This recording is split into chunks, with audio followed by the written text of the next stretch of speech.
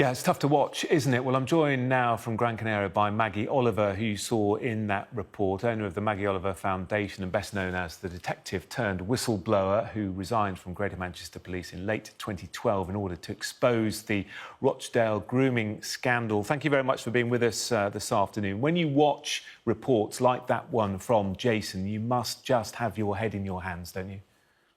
Yeah, I think Jason's done a phenomenal job with that piece. But sadly, this is what I see every single day in the Maggie Oliver Foundation. Those two young women are not isolated cases. And at the foundation, we are trying to put pressure on the authorities to deal better, more thorough, more ethical way. And it really is an uphill battle. The problem is, isn't it, that many of these children are vulnerable, as you said in that report, and they're often overlooked by the police because of their background, because of their situation. How can we change that?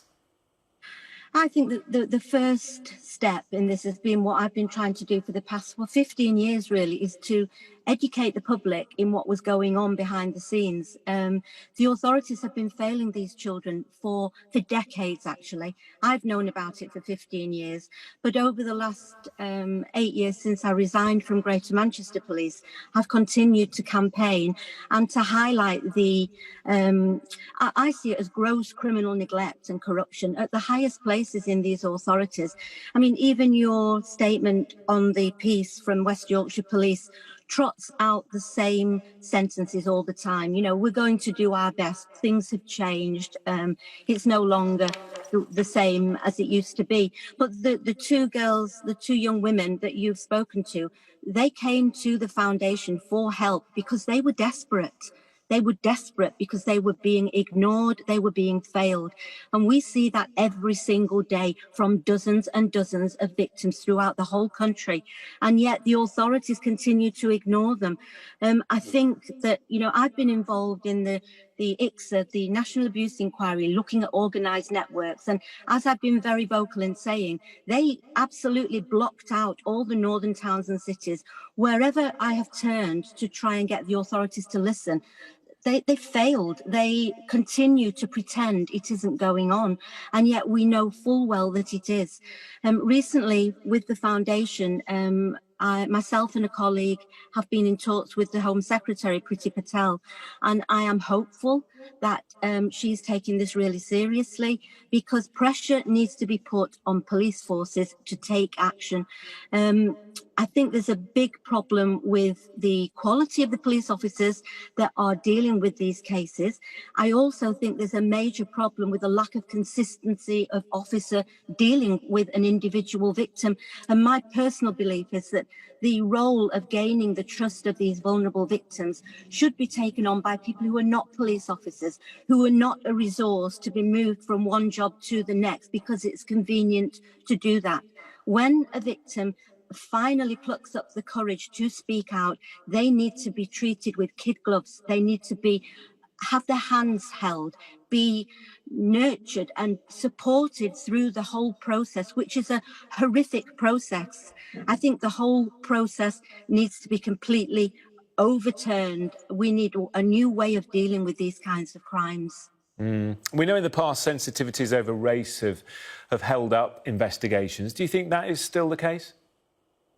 I do still think it's part of the picture. I think it's far more than that. I think that there is a class dynamic to this, that many, and I'm not saying that it is all the victims by any means, but I'm saying that there is an attitude amongst those in high places that these kids deserve what they're getting.